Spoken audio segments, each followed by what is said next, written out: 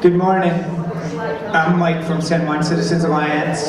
Just wanted to talk a little bit about this environmental impact statement. This is the first time ever in Shiprock in 50 years that the Four Corners power plant and the mine and the transmission lines that go all the way to places like, across Hopi, across Navajo Nation lands. This is the first time ever that these projects are being looked at together.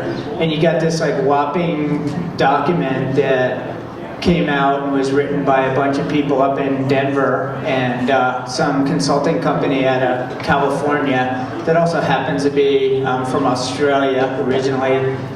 Isn't that where BHP is from? But anyway, this whole document, in my mind, we should have more time to read it and analyze what's going on. And then I don't think that it does justice to some of the language issues, because I mean, how can you even comprehend this document? So the first couple things that I think are really important about this environmental impact statement is to understand what the financial obligations are for Navajo Nation. Everyone's talking about the Navajo Mine being this money-generating, profitable venture, but has anybody contemplated the idea that maybe it's not going to make money?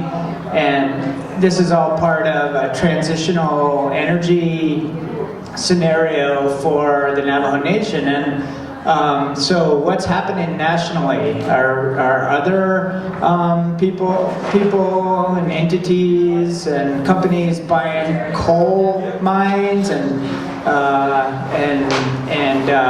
are utilities gravitating towards buying more coal, and are the carbon capture, carbon sequestration, and coal gasification projects working anywhere? No, they're not.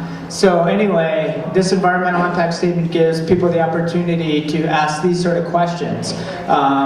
There was a $3 million due diligence report that was done by the Navajo Transitional Energy Company, and I'm not sure anybody's ever seen that. I don't think I have.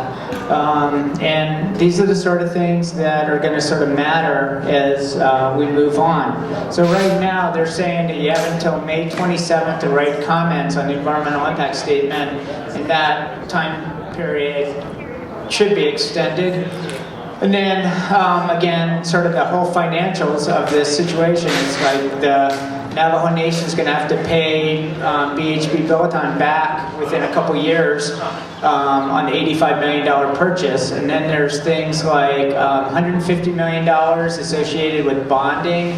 And there's all these different agencies that are sort of out there sort of saying that, it's all good. This environmental impact statement talks about the fact that, climate change is just something off in the distance, and it's not. You have President Obama the other day basically saying that we must take action now. So what does the environmental impact statement say? It says, well, over the next 25 years, there's going to be over 250 million tons of carbon dioxide. That doesn't really make sense with what's happening here in the Southwest, where we have drought, everything seems to be drying up.